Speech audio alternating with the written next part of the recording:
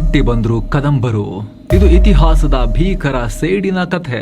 ಪಲ್ಲವರಿಗೆ ಕಾದಿತ್ತು ಮಹಾ ಮರ್ಮಾಘಾತ. ಸ್ನೇಹಿತರೆ, ಇವತ್ತು ನಾವು ಕನ್ನಡದ ಪ್ರಪ್ರಥಮ ರಾಜಮನೆತನ ಕದಂಬರ ಬಗ್ಗೆ ನೋಡ್ತಾ ಇದ್ದೀವಿ. ಸ್ನೇಹಿತರೆ, ಕದಂಬರ ಇತಿಹಾಸ ಅಂದ್ರೆ ಅದು ಕೇವಲ ಕಲ್ಲು ಮಣ್ಣು ಹಳೆಯ ಶಾಸನಗಳ ಕಥೆಯಲ್ಲ.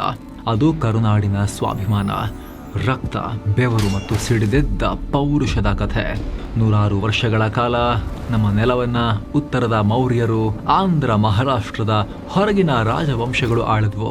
ಆದರೆ ಕರುನಾಡಿನ ನೆಲದ ಕಂಪನ್ನ, ಈ ಮಣ್ಣಿನ ಭಾಷೆಯಾದ ಕನ್ನಡದ ಸೊಗಡನ್ನ ಆಡಳಿತದ ಮಟ್ಟಕ್ಕೆ ತಗೊಂಡು ಹೋದ ನಮ್ಮದೇ ಆದ ಮೊದಲ ಅಪ್ಪಟ ಸ್ವದೇಶಿ ರಾಜ ಮನೆತನ ಅಂದ್ರೆ ಅದು ಕದಂಬ ಸಾಮ್ರಾಜ್ಯ.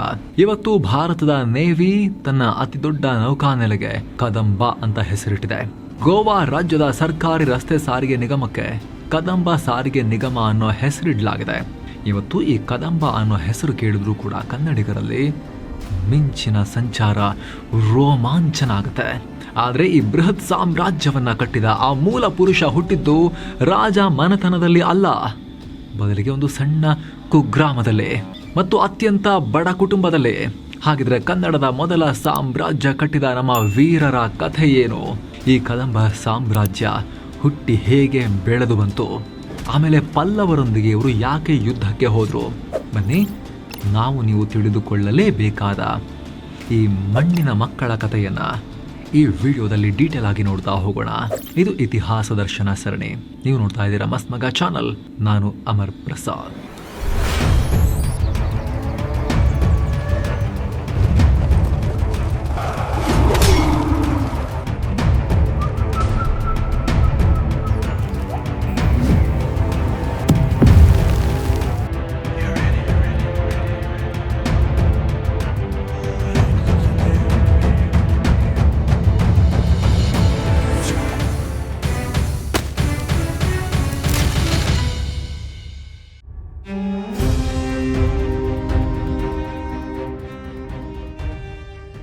ಕದಂಬ ರಾಜ್ಯಕ್ಕಾಗಿ ಮೊಳೆಯಿತು ಪೈರು. ಸ್ನೇಹಿತರೆ, ಯಾವುದೇ ಒಂದು ಮಹಾನ್ ಸಾಮ್ರಾಜ್ಯದ ಇತಿಹಾಸವನ್ನು ನಾವು ನೇರವಾಗಿ ಯುದ್ಧ ಭೂಮಿಯಿಂದ ಶುರು ಮಾಡಬಾರ್ದು. ಅದರ ಬೇರುಗಳನ್ನು ಹುಡ್ಕೊಂಡು ಹೋಗಬೇಕು. ಅದು ಸಾಮಾನ್ಯ ಶಕೆ 3ನೇ ಮತ್ತು 4ನೇ ಶತಮಾನದ ಕಾಲಘಟ್ಟ. ಅದು ಇಡೀ ದಕ್ಷಿಣ ಭಾರತದ ಪಾಲಿಗೆ ಭಾರೀ ಸ್ಥಿತ್ಯಂತರದ ಕಾಲ. ದಕ್ಷಿಣ ಭಾರತವನ್ನು ಏಕಚಕ್ರಾಧಿಪತ್ಯದಲ್ಲಿ ಆಳ್ತಾ ಇದ್ದ ಶಾತವಾಹನರ ಸಾಮ್ರಾಜ್ಯ ಪತನ ಆಗ್ಬಿಡ್ತು. ಇಡೀ ದಕ್ಷಿಣ ಭಾರತ ಸಣ್ಣ ಸಣ್ಣ ತುಂಡುಗಳಾಗಿ ಒಡೆದು ಹೋಯಿತು. ಇಂಥ ಅರಾಜಕತೆಯ ಟೈಮ್ನಲ್ಲಿ ನಮ್ಮ ಕರುನಾಡಿನ ಪರಿಸ್ಥಿತಿ ಕೂಡ ಭಿನ್ನವಾಗಿರಲಿಲ್ಲ. ಶಾತವಾಹನರ ಸಾಮ್ರಾಜ್ಯ ಮುರಿದು ಬಿದ್ದಾಗ ಕರ್ನಾಟಕದ ಪರಿಸ್ಥಿತಿ ಕೂಡ ದಿಕ್ಕಿಲ್ಲದ ಹಡಗಿನಂತಾಗಿತ್ತು. ರಾಜಕೀಯವಾಗಿ ಕರ್ನಾಟಕದ ಮಲೆನಾಡು ಮತ್ತು ಕರಾವಳಿ ಕೊಂಕಣ ಭಾಗವನ್ನ, ಅಂದ್ರೆ ಇಂದಿನ ಉತ್ತರ ಕನ್ನಡ ಜಿಲ್ಲೆಯ ಬನವಾಸಿಯನ್ನ ಕೇಂದ್ರವಾಗಿಟ್ಕೊಂಡು ಚೂಟು ವಂಶದವರು ಆಳ್ತಾ ಇದ್ರು. ಇವರು ಶಾತವಾಹನರ ಕೆಳಗಡೆ ಸಾಮಂತರಾಗಿದ್ರು. ಆದರೆ ಇವರಿಗೆ ಇಡೀ ಕರ್ನಾಟಕವನ್ನ ಒಗ್ಗೂಡಿಸೋ ತಾಕತ್ತಿರಲಿಲ್ಲ. ಇದೇ ಟೈಮ್ನಲ್ಲಿ ಕೋಲಾರ ಮತ್ತು ದಕ್ಷಿಣ ಮೈಸೂರಿನ ಕಡೆ ಬೃಹತ್ ಬಾಣರು ಮತ್ತು ಪುನ್ನಾಟರು ಆಳ್ತಾ ಇದ್ರು. ಉತ್ತರದಲ್ಲಿ ಅಭೀರರು ಸಣ್ಣ ಗಡಿಯನ್ನ ಹಿಡ್ಕೊಂಡಿದ್ರು. ಆದರೆ ದಕ್ಷಿಣ ಭಾರತದ ಅಸಲಿ ಬಾಸ್ಗಳು ತಾವೇ ಅಂತ ಮೆರಿತಾ ಇದ್ದವರು ಕಾಂಚೀಪುರಂನ ಪಲ್ಲವರು. ಪಲ್ಲವರು ಕೇವಲ ತಮಿಳುನಾಡು, ಆಂಧ್ರ ಮಾತ್ರ ಅಲ್ಲ, ಕರ್ನಾಟಕದ ಗಡಿಗಳ ಮೇಲೂ ಕಣ್ಣಿಟ್ಟಿದ್ರು. ಚುಟುಗಳನ್ನ, ಶರಣವ್ರು ಹಾಡಿದ್ಯಲ್ಲ ಚುಟು ಚುಟು, ಅದಲ್ಲ ಇದು. ಚುಟುಗಳನ್ನ, ಅದೊಂದು ವಂಶ ಇದು. ಇವರನ್ನ ಹಾಗೂ ಬಾಣರನ್ನ ತಮ್ಮ ಗುಲಾಮರನ್ನಾಗಿ ಅಂದರೆ ಸಾಮಂತರನ್ನಾಗಿ ಮಾಡಿಕೊಳ್ಳೋ ಹುನ್ನಾರದಲ್ಲಿದ್ರು ಪಲ್ಲವರು. ಇದೇ ಟೈಮ್ನಲ್ಲಿ ಉತ್ತರ ಭಾರತದಲ್ಲಿ ಭಾರಿ ಬಿರುಗಾಳಿಯೊಂದು ಏಳ್ತು. ಗುಪ್ತ ಸಾಮ್ರಾಜ್ಯದ ಚಕ್ರವರ್ತಿ, ಭಾರತದ ನೆಪೋಲಿಯನ್ ಅಂತಲೇ ಇತಿಹಾಸಕಾರರಿಂದ ಕರೆಸ್ಕೊಳ್ಳೋ ಸಮುದ್ರಗುಪ್ತ ದಕ್ಷಿಣ ಪಥ ದಂಡಯಾತ್ರೆಯನ್ನ ಶುರು ಮಾಡಿದ್ರು. ಅವರ ಸೇನೆ ದಕ್ಷಿಣದ ಕಡೆಗೆ ನುಗ್ಗಿ ಬರ್ತಾ ಇತ್ತು. ಪಲ್ಲವರ ರಾಜ ಕಾಂಚಿಯ ವಿಷ್ಣುಗೋಪನನ್ನ ಸಮುದ್ರಗುಪ್ತ ಸೋಲಿಸಿಬಿಟ್ಟಿದ್ರು. ಈ ಎಲ್ಲ ರಾಜಕೀಯ ಗೊಂದಲ, ಯುದ್ಧದ ಭೀತಿ ಮತ್ತು ಅರಾಜಕತೆಯ ಆತಂಕದಲ್ಲಿ ಕರ್ನಾಟಕದ ಮಣ್ಣಿಗೆ ಒಬ್ಬ ಬಲಿಷ್ಠ ನಾಯಕನ ಅಗತ್ಯ ಇತ್ತು. ತನ್ನ ನೆಲದ ಜನರನ್ನ ರಕ್ಷಿಸೋಕೆ ಒಬ್ಬ ಸ್ವದೇಶಿ ಚಕ್ರವರ್ತಿ ಹುಟ್ಟಿ ಬರಬೇಕಾಗಿತ್ತು. ಆಗ ಹುಟ್ಟಿ ಬಂದಿದ್ದೆ ನಮ್ಮ ಕಥಾನಾಯಕ ಮಯೂರ ಶರ್ಮಾ. ಸ್ನೇಹಿತರೆ, ಇಲ್ಲಿ ಒಂದು ದೊಡ್ಡ ಸಾಮ್ರಾಜ್ಯ ಯಾವಾಗ ಯಾವ ಮಟ್ಟದಲ್ಲಿ ದೊಡ್ಡದಾಗಿ ಬೆಳೆಯುತ್ತೋ ಆಗ ಆ ರಾಜ ಮನೆತನದ ಮೂಲದ ಬಗ್ಗೆ 100 ಪುರಾಣಗಳು, ದಂತಕಥೆಗಳು ಹುಟ್ಕೊಳ್ತವೆ. ಕದಂಬರ ವಿಚಾರದಲ್ಲೂ ಹಾಗೆ ಆಯಿತು. ಮೊದಲಿಗೆ ಪುರಾಣದ ನಂಬಿಕೆ ನೋಡೋದಾದ್ರೆ ಶಿವ ಮತ್ತು ಪಾರ್ವತಿ ಕದಂಬ ವೃಕ್ಷದ ಕೆಳಗೆ ಕುಳಿತಿದ್ದಾಗ ಶಿವರ ಹಣೆಯಿಂದ ಬೆವರ ಹನಿಯೊಂದು ಭೂಮಿಗೆ ಬಿತ್ತಂತೆ. ಅದರಿಂದ 3 ಕಣ್ಣು ಮತ್ತು 4 ಕೈಗಳಿದ್ದ ತ್ರಿಲೋಚನ ಕದಂಬ ಅನ್ನೋ ಶೂರ ಹುಟ್ಟಿದ್ರು. ಅವರೇ ಕದಂಬ ವಂಶದ ಮೂಲ ಪುರುಷ ಅನ್ನೋದು ಒಂದು ಸ್ಟೋರಿ. ಇನ್ನು ಜೈನ ದಂತಕಥೆಗಳ ಪ್ರಕಾರ ಜೈನ ಮುನಿಯೊಬ್ಬರ ಸಹೋದರಿಗೆ ಕದಂಬ ಮರದ ಕೆಳಗೆ ಮಗುವೊಂದು ಜನಿಸ್ತು. ಅವರೇ ಮಯೂರ ಶರ್ಮ ಅಂತ ಜೈನರು ಬರ್ಕೊಂಡ್ರು. ಇದರ ಜೊತೆಗೆ ಪ್ರಾಚೀನ ಸಂಗಮ ಸಾಹಿತ್ಯದಲ್ಲೂ ಕಡಂಬು ಅನ್ನೋ ಬುಡಕಟ್ಟು ಜನಾಂಗದ ಉಲ್ಲೇಖ ಇದೆ. ಇವರು ಕದಂಬ ಮರ ಮತ್ತು ಸುಬ್ರಹ್ಮಣ್ಯ ಸ್ವಾಮಿಯನ್ನ ಪೂಜಿಸ್ತಾ ಇದ್ರು. ಹೀಗಾಗಿ ಇವರು ಮೂಲತಃ ಬುಡಕಟ್ಟು ಜನಾಂಗದವರು, ಟ್ರೈಬಲ್ ಒರಿಜಿನ್ ಅಂತ RN ನಂದಿ ಮತ್ತು ಚೋಪ್ರಾ ಅವರಂತಹ ಇತಿಹಾಸಕಾರರು ವಾದ ಮಾಡ್ತಾರೆ. ಆದರೆ ಇವೆಲ್ಲವೂ ಕೂಡ ಒಂದೊಂದು ಸ್ಟೋರಿ ಆಧಾರಿತ.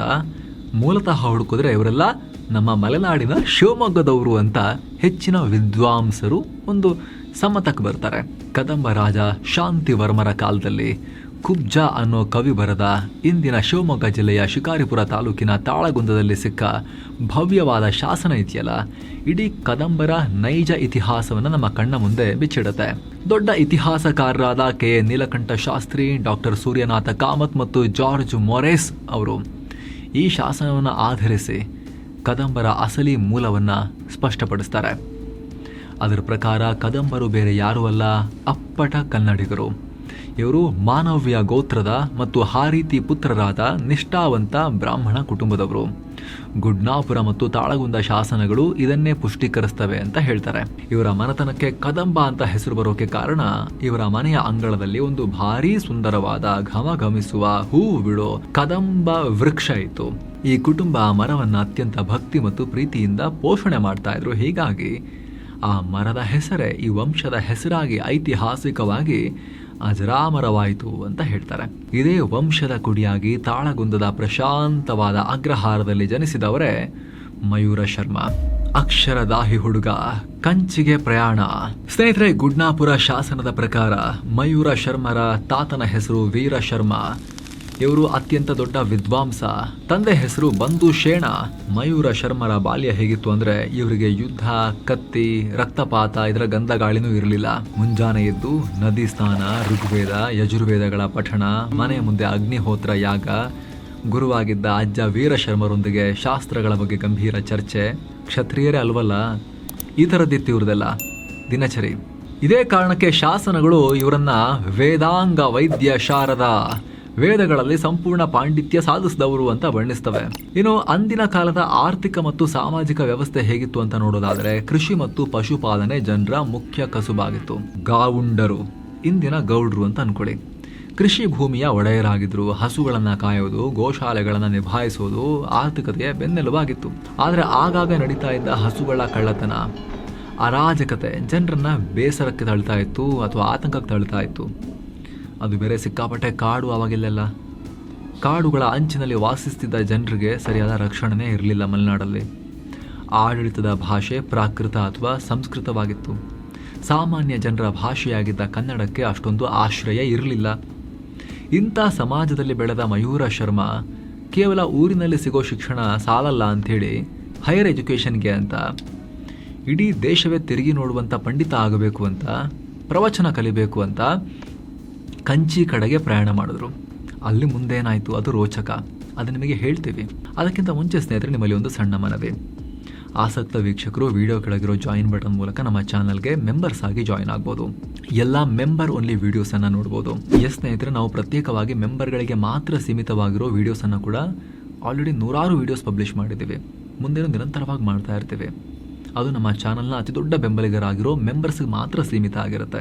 ಜೊತೆಗೆ ಹಲವಾರು ಸ್ಪೆಷಲ್ ರಿಪೋರ್ಟ್ಸನ್ನು ಅರ್ಲಿ ಆಕ್ಸೆಸ್ ಮೆಂಬರ್ಗಳಿಗೆ ಕೊಡೋ ಪ್ರಯತ್ನವನ್ನು ಕೂಡ ನಾವು ಮಾಡ್ತಾ ಇದ್ದೀವಿ ಸ್ನೇಹಿತರೆ. ಎಲ್ಲಕ್ಕಿಂತ ಹೆಚ್ಚಾಗಿ ನಿಮ್ಮ ಒಂದೊಂದು ಮೆಂಬರ್ಶಿಪ್ ಕೂಡ ನಮಗೆ ನೀವು ಕೊಡೋ ಅತಿ ದೊಡ್ಡ ಬೆಂಬಲ. ವಿಡಿಯೋ ಕೆಳಗಿರೋ ಜಾಯಿನ್ ಬಟನ್ ಮೇಲೆ ಕ್ಲಿಕ್ ಮಾಡಿ ಆಸಕ್ತ ವೀಕ್ಷಕರು ನೀವು ಡೀಟೇಲ್ಸನ್ನು ಚೆಕ್ ಮಾಡ್ಬೋದು. ಆಲ್ರೆಡಿ ಪಬ್ಲಿಷ್ ಆಗಿರೋ ಎಲ್ಲ ಮೆಂಬರ್ ಓನ್ಲಿ ವೀಡಿಯೋಸನ್ನು ಒಂದ್ಸಲಿ ಸ್ಕ್ರೋಲ್ ಮಾಡಿ ನೋಡ್ಬೋದು. ಅವೆಲ್ಲ ಯೂಸ್ಫುಲ್ ಅಂತ ಅನಿಸಿದ್ರೆ ನೀವು ಆಮೇಲೆ ಜಾಯಿನ್ ಆಗೋದನ್ನು ಕನ್ಸಿಡರ್ ಮಾಡ್ಬೋದು. ಆಸಕ್ತರು ಜಾಯಿನ್ ಬಟನ್ ಚೆಕ್ ಮಾಡಿ ಸ್ನೇಹಿತರೆ. ಬನ್ನಿ ಕಂಟಿನ್ಯೂ ಮಾಡೋಣ. ಕಂಚಿಯತ್ತ ಮಹಾಯಾತ್ರೆ. ಸ್ನೇಹಿತರೆ, 4ನೇ ಶತಮಾನದಲ್ಲಿ ದಕ್ಷಿಣ ಭಾರತದಲ್ಲಿ ಉನ್ನತ ಶಿಕ್ಷಣಕ್ಕೆ, ವೇದ ಶಾಸ್ತ್ರಗಳ ಅಧ್ಯಯನಕ್ಕೆ ಅತ್ಯಂತ ಫೇಮಸ್ ಆಗಿದ್ದ ಜಾಗ ಅಂದ್ರೆ ಅದು ಪಲ್ಲವರ ರಾಜಧಾನಿ ಕಾಂಚೀಪುರಂ. ಅಲ್ಲಿ ಘಟಿಕ ಸ್ಥಾನ ಇತ್ತು. ಘಟಿಕ ಸ್ಥಾನ ಅಂದ್ರೆ ಇವತ್ತಿನ ಭಾಷೆನಲ್ಲಿ ಹೇಳೋದಾದ್ರೆ ಅದು ಆ ಕಾಲದ ಆಕ್ಸ್ಫರ್ಡ್ ಅಥವಾ ಹಾರ್ವರ್ಡ್ ಯೂನಿವರ್ಸಿಟಿಗೆ ಸಮ. ಅಲ್ಲಿಗೆ ಹೋಗಿ ಓದೋದು, ಅಲ್ಲಿನ ಪಂಡಿತರೊಂದಿಗೆ ಚರ್ಚೆಯಲ್ಲಿ ಗೆಲ್ಲೋದು ಪ್ರತಿಯೊಬ್ಬ ವಿದ್ಯಾರ್ಥಿಯ ಜೀವಮಾನದ ಕನಸಾಗಿತ್ತು. ಸೊ ತನ್ನ ಜ್ಞಾನದ ಹಸಿವನ್ನ ನೀಗಿಸಿಕೊಳ್ಳೋಕೆ ಮಯೂರ ಶರ್ಮಾ ಕ್ರಿಸ್ತಶಕ 345 ಆಸುಪಾಸಲ್ಲಿ ತನ್ನ ಅಜ್ಜ ಹಾಗೂ ಗುರು ವೀರ ಶರ್ಮರೊಂದಿಗೆ ತಾಳಗುಂದದಿಂದ ಕಂಚಿಗೆ ಪ್ರಯಾಣ ಬೆಳೆಸಿದರು. ಅದು ಇಂದಿನ ಥರ ಬಸ್ಸು ರೈಲಿನ ಪ್ರಯಾಣ ಅಲ್ಲ. ಪಶ್ಚಿಮ ಘಟ್ಟಗಳ ಕಾಡು ಮೇಡುಗಳನ್ನು ದಾಟಿ ಪ್ರಾಣಿಗಳ ಭೀತಿಯ ನಡುವೆ 100 ಮೈಲುಗಳ ಕಾಲ ಬರಿಗಾಲಲ್ಲಿ ನಡೆಯುವ ಕಠಿಣ ಪ್ರಯಾಣ. ತಿಂಗಳುಗಳ ಪ್ರಯಾಣದ ನಂತರ ಕರುನಾಡಿನ ಈ ಬ್ರಾಹ್ಮಣ ಹುಡುಗ ಭವ್ಯವಾದ ಕಾಂಚಿನಗರವನ್ನು ಪ್ರವೇಶ ಮಾಡಿದ್ರು. ಆ ದಿನ ಘಟಿಕಾ ಸ್ಥಾನಕ್ಕೆ ಸೇರಿ ತನ್ನಂತಾನು ಸಂಪೂರ್ಣವಾಗಿ ವೇದ ಉಪನಿಷತ್ತುಗಳ ಅಧ್ಯಯನದಲ್ಲಿ ತೊಡಗಿಸ್ಕೊಂಡ್ರು. ಇವರ ಬುದ್ಧಿಶಕ್ತಿ, ತರ್ಕಶಕ್ತಿ ಕಂಚಿಯ ಘಟಿಕಾ ಸ್ಥಾನದಲ್ಲಿದ್ದ ಘಟಾನುಘಟಿ ಪಂಡಿತರನ್ನ ಬೆರಗುಗೊಳಿಸ್ತು. ಮಯೂರ ಶರ್ಮಾ ತನ್ನ ಕನಸಿನ ಗುರಿಯ ಸನಿಹದಲ್ಲಿದ್ದರು. ಆದರೆ ಕಂಚಿಯ ಆ ಮಣ್ಣಿನಲ್ಲಿ ಅವರ ಭವಿಷ್ಯ ಬೇರೆಯದೇ ರೂಪದಲ್ಲಿ ಕಾಯ್ತಾ ಇತ್ತು ಅವ್ರನ್ನ. ಅಹಂಕಾರ, ದರ್ಪ ಮತ್ತು ಘೋರ ಅಪಮಾನ.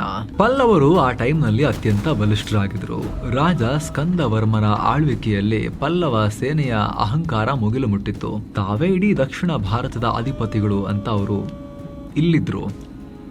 ಒಂದಿನ ಕಂಚಿಯಲ್ಲಿ ಅಶ್ವ ಸಂಸ್ಥಾ ಅಂದ್ರೆ ಅಶ್ವದಳದ ತರಬೇತಿ ಕೇಂದ್ರ ಅಲ್ಲಿ ನಡೀತಾ ಇರುತ್ತೆ. ಅಲ್ಲಿ ಮಯೂರ ಶರ್ಮಾ ಮತ್ತು ಅವರ ವೃದ್ಧ ಅಜ್ಜಂಗೆ ಪಲ್ಲವರ ಅಶ್ವಾರೋಹಿ ಪಡೆ ಅಥವಾ ಗಡಿ ಕಾವಲುಗಾರರಾದ ಅಂತರಪಾಲರು ಅಂತ ಕರಿತಾ ಇದ್ರು. ಅವರು ಸಣ್ಣ ವಿಚಾರಕ್ಕೆ ಅವ್ರ ನಡುವೆ ವಾಗ್ವಾದ ಶುರುವಾಗುತ್ತೆ. ಮಾತಿಗೆ ಮಾತು ಬೆಳೆಯುತ್ತೆ. ಅವಾಗ ಮದದಲ್ಲಿದ್ದ ಪಲ್ಲವ ಸೈನಿಕರಿಗೆ ಪರ ಊರಿನಿಂದ ಬಂದ ಕೈಯಲ್ಲಿ ತಾಳೆಗರಿ ಹಿಡ್ಕೊಂಡಿದ್ದ ಈ ಬ್ರಾಹ್ಮಣ ಹುಡುಗನ ಮಾತುಗಳು, ನಿನ್ನ ಕೆಲಸ ಏನಪ್ಪ, ಅದನ್ನು ಮಾಡು, ನಮಗೇನು ಹೇಳ್ತೀಯ ನೀವು, ನಾವು ಸೈನಿಕರು ಅಂಥೇಳಿ ದರ್ಪದ ಮಾತುಗಳನ್ನು ಆಡ್ತಾರೆ. ಮಯೂರ ಶರ್ಮಂಗೆ ಘೋರವಾದ ಅಪಮಾನ ಮಾಡ್ತಾರೆ.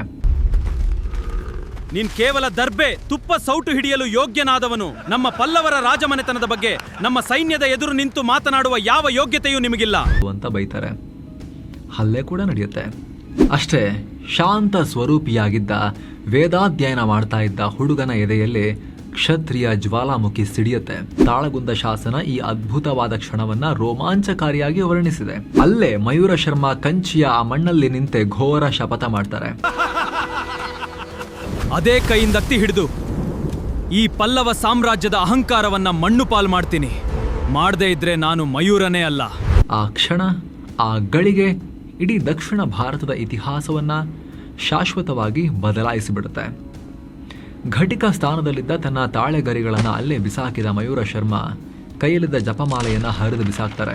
ವೇದ ಪಠಿಸ್ತಾ ಇದ್ದ ನಾಲಿಗೆಯಿಂದ ರಣ ಕಹಳೆ ಮೊಳಗತ್ತೆ. ಕಂಚಿಯಲ್ಲೇ ತನ್ನ ಓದಿಗೆ ತಿಲಾಂಜಲಿ ಇಟ್ಟ ಆ ಹುಡುಗ ಕತ್ತಿ ಹಿಡಿದು ಕ್ಷತ್ರಿಯನಾಗೋಕೆ ಮುಂದಾಗ್ತಾರೆ. ಇಲ್ಲಿ ಮಹಾ ಪಲ್ಲವರನ್ನ ಗೆಲ್ಲೋದು ಸುಲಭ ಇರಲಿಲ್ಲ. ಹುಡುಗ ಡಿಸೈಡ್ ಮಾಡಿದ ತಕ್ಷಣ ಒಂದು ಸಾಮ್ರಾಜ್ಯ ಕೆಡಬೇಕಾಗತ್ತಾ? ಅದೆಲ್ಲ ಸೂಪರ್ ಮ್ಯಾನ್ ಮೂವಿಲಾಗ್ಬೋದು, ಆದರೆ ಇದು ರಿಯಾಲಿಟಿ, ರಿಯಲ್ ಪಾಲಿಟಿಕ್. ಇದು ಒಬ್ಬನೇ ರಾಜ್ಯ ಕಟ್ಟೋದು ಅಷ್ಟು ಸುಲಭದ ದಾರಿ ಆಗಿರಲಿಲ್ಲ. ಸೈನಿಕರನ್ನ ಸೇರಿಸಬೇಕು. ಇದಕ್ಕಾಗಿ ಅವರು ಶ್ರೀಶೈಲದ ಬೆಟ್ಟ ಗುಡ್ಡಕ್ಕೆ ಹೋಗ್ತಾರೆ ಮೊದಲು. ಹಾಗಿದ್ರೆ ಅಲ್ಲೇನಾಯ್ತು? ಲಕ್ಷಾಂತರ ಸೈನಿಕರಿದ್ದ ಬಲಿಷ್ಠ ಪಲ್ಲವ ಸಾಮ್ರಾಜ್ಯವನ್ನ ಮಯೂರ ಶರ್ಮಾ ಎದುರಿಸಿದ್ದು ಹೇಗೆ? ರೋಮಾಂಚಕ ಹಾಲಿವುಡ್ ಸಿನಿಮಾವನ್ನು ಮೀರಿಸುವಂತ ಈ ಮಹಾ ಯುದ್ಧದ ಬಗ್ಗೆ ನಾವು ಇತಿಹಾಸ ದರ್ಶನ ಸರಣಿಯಲ್ಲಿ ಪ್ರತ್ಯೇಕ ಎಪಿಸೋಡ್ನ ಮೀಸಲಿಟ್ಟಿಲ್ಲ ಅಂದರೆ ಆ ಘಟನೆಗೆ ಮಾಡಿದ ಅವಮಾನ ಆಗುತ್ತೆ ಅದು. ಹಾಗಾಗಿ ನಾವು ನೆಕ್ಸ್ಟ್ ಎಪಿಸೋಡ್ನಲ್ಲಿ ಡೀಟೇಲ್ ಆಗಿ ಅದನ್ನು ಎಕ್ಸ್ಪ್ಲೇನ್ ಮಾಡ್ತೀವಿ, ಕಣ್ಣಿಗೆ ಕಟ್ಟಿಕೊಡೋ ರೀತಿಯಲ್ಲಿ. ಅದು ಪಬ್ಲಿಷ್ ಆದಾಗ ಇಲ್ಲಿ ಬಂದಿರುತ್ತೆ. ಇತಿಹಾಸ ದರ್ಶನ ಸರಣಿಯ ಈ ಹಿಂದಿನ ಎಪಿಸೋಡ್ಸ್ ನೋಡೋಕೆ ಇಲ್ಲಿ ಕ್ಲಿಕ್ ಮಾಡಿ. ಹಾಗೆ ಸ್ನೇಹಿತರೆ, ಕಡೆದಾಗಿ ಮತ್ತೊಮ್ಮೆ ಮನವಿ, ವಿಡಿಯೋ ಕೆಳಗಿರೋ ಜಾಯಿನ್ ಬಟನ್ ಮೂಲಕ ನೀವು ನಮ್ಮ ಚಾನಲ್ಗೆ ಮೆಂಬರ್ಸ್ ಆಗಿ ಜಾಯಿನ್ ಆಗ್ಬೋದು ಆಸಕ್ತರು. ಹಾಗೆ ಇತಿಹಾಸ ದರ್ಶನ ಸರಣಿಯನ್ನ ಎಷ್ಟಾಗುತ್ತಷ್ಟು ಜನಕ್ಕೆ ಶೇರ್ ಮಾಡಿ ಸ್ನೇಹಿತರೆ. ಮತ್ತೆ ಭೇಟಿ ಆಗ್ತಿರೋಣ. ನಮಸ್ಕಾರ.